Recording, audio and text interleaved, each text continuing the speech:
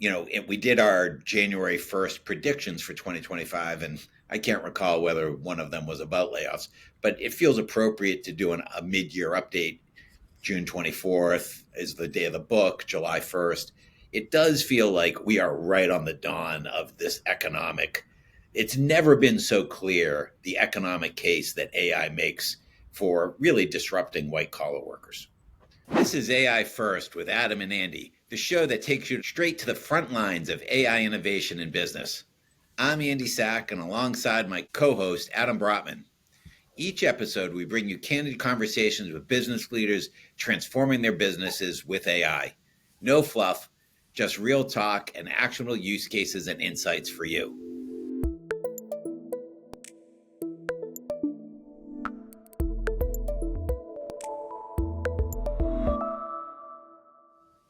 Today is a short episode that we're going to talk about the launch of our book, AI First, a playbook for future-proofing your business and brand, available at amazon.com. Adam, welcome. Let's get into it.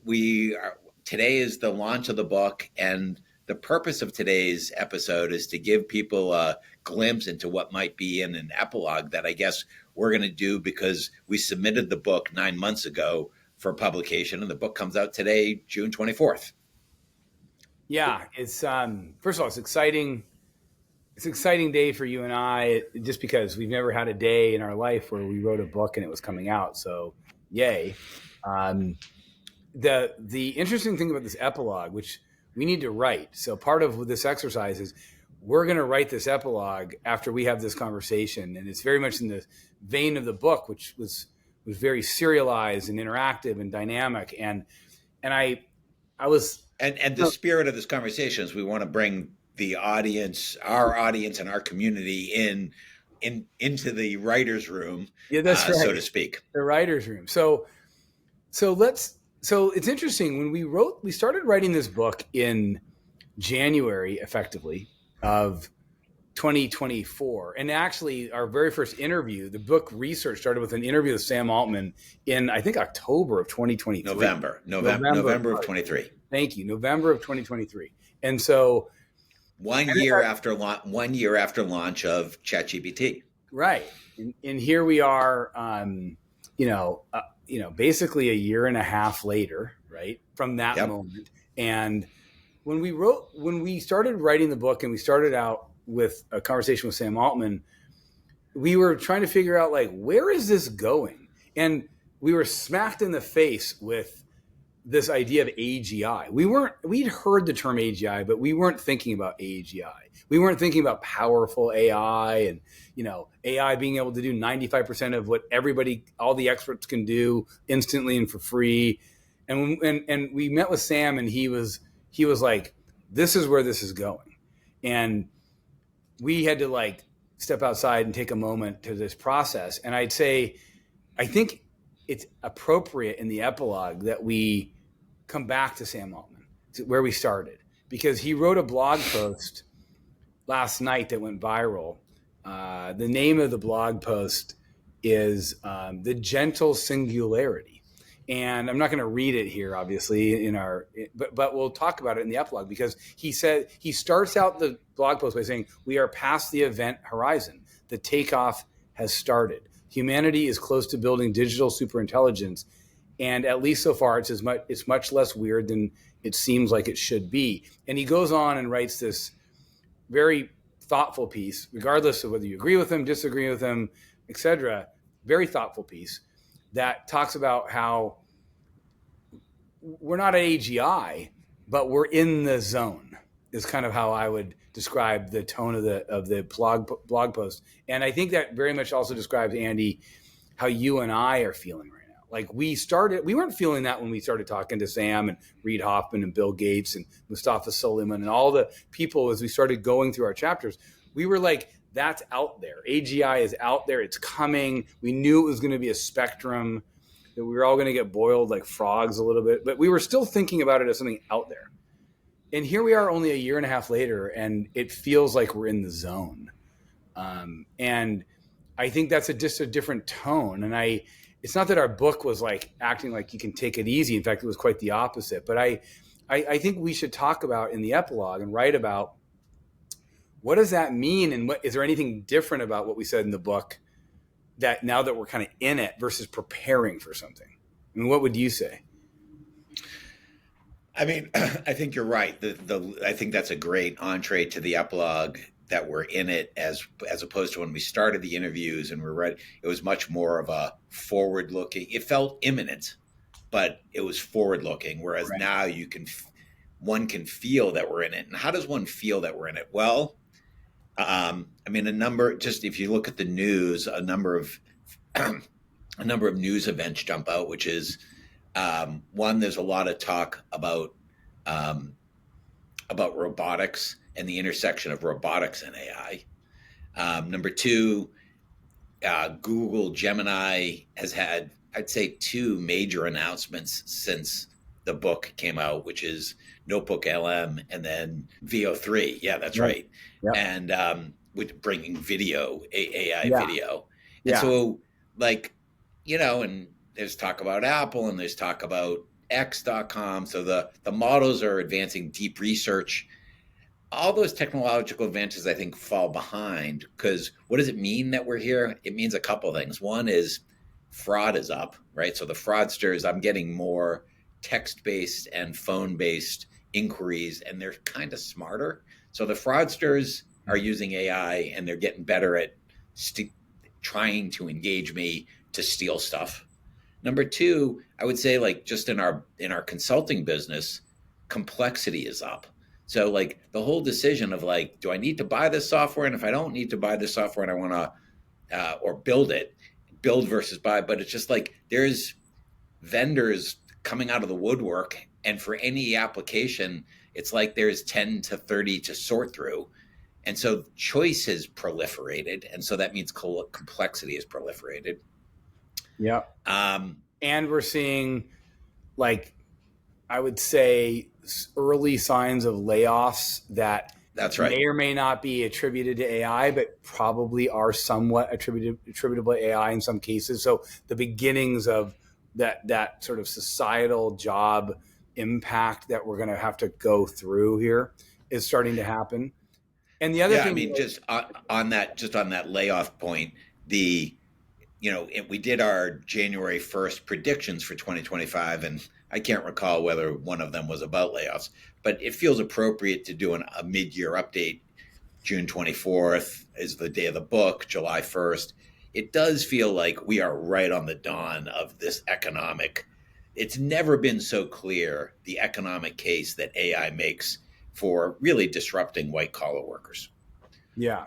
Well, and the other thing that's happened since we finished the book, let alone started it, is reinforcement learning and reasoning models has taken on a whole new materiality. And you've got, reasoning models. And so it started with O1, then it became O3, now it's O3 Pro. And then you've got Gemini. You mentioned Gemini and Google with deep research and VO3, but, they obviously launched Gemini 2.5, which is, incredible. And in Opus, I want to say Claude Opus 4 or whatever it's called, like Claude 4 Opus, like you're seeing these reasoning models. You see China came out, again, since the book came out, with Deep Seek, and that was not even on our radar at all when we wrote the book. Like, out of nowhere came China, and my understanding is their most recent reasoning model is as good as Gemini 2.5 according to certain benchmarks, and almost as good as O3. So, meaning it's a frontier model and it's open source. And so, like, and the reason I'm harping on these reasoning models, and it feels like that's so material, is that they're basically agents.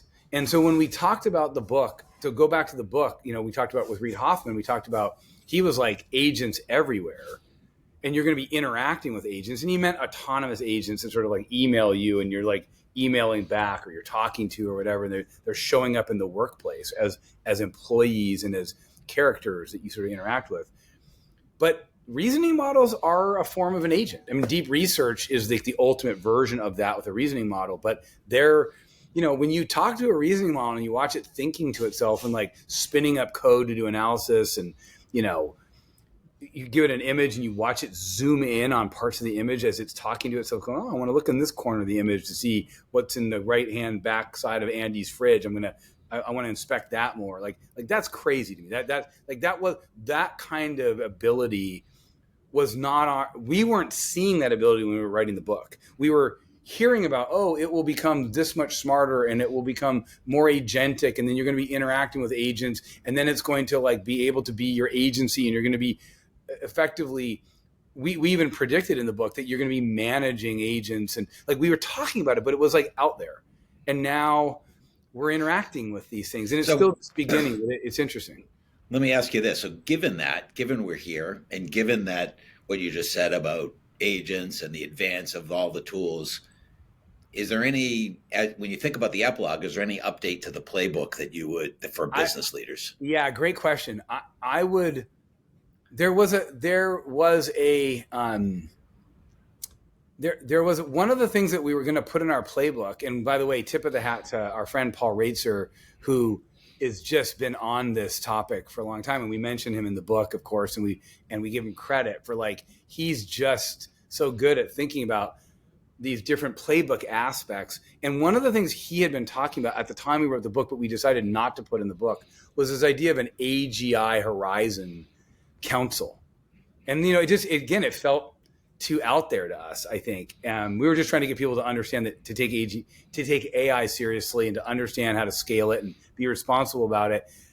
But now I kind of think it's not a horizon anymore as much as it's like, and I'm not saying it's here, but I'm saying I've never been more struck by that's a needed addition to our playbook, that brand leaders need to be taking seriously that we are in the zone, and that they should be talking amongst themselves about how fast this is moving and what parts of their business they can and should be using AI to automate and adopt and push forward in a world where AGI is here, which is not here yet. But that I don't think you can wait a year to have that conversation as a leader, where I wouldn't have said that a year ago. And now I'm like, no, you can't wait a year. You got to start having that conversation now. And you've said this, Andy, on a number of shows we've been on recently, that these revolutions, they usually take 20 years to sort of permeate, 30 years to permeate. This is going to happen in 5 years. And the fact that we're in it and it's happening faster than we even thought,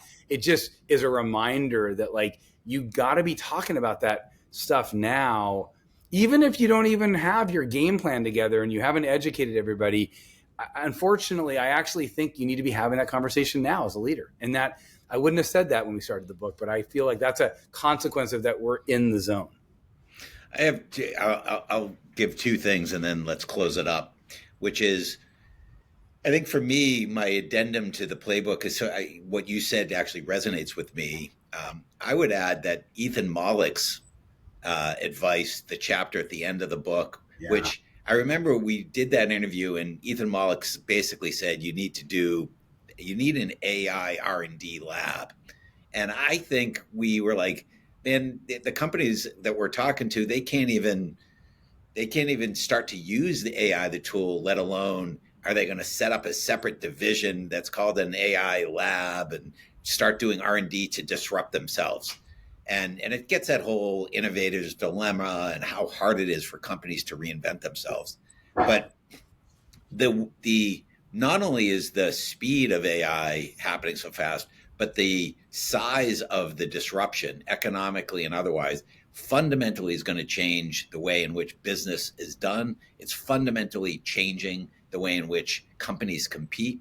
It's going to be jagged. It's going to vary industry by industry. But I actually think Ethan Mollick might have been more right than wrong. And shame on me, really, for like, I took it and I was inspired by what he had said, but I actually think it's really salient, and that would be part of the playbook that I would be looking to add. That's such a smart point you're making about how that AGI horizon stuff. Mollick in our conclusion chapter was kind of telling us that. He was like, guys, you're not pushing far enough in your book and with your consulting because you're not pushing on the AGI R&D. Yeah, and we were like, they're not ready for it. And you're right. He was right. Yeah, and he basically said these LLMs are basically, every 6 months there's a new LLM, and your playbook's great, but it's kind of out of date the day you write it. So we're updating it with an epilogue. The second thing I would say, which is just, I think, poignant to both, it's here. It's really the more than video, more than the decline in Google's monopoly of search and the transition of consumer behavior to use the LLMs for all things related to search and otherwise.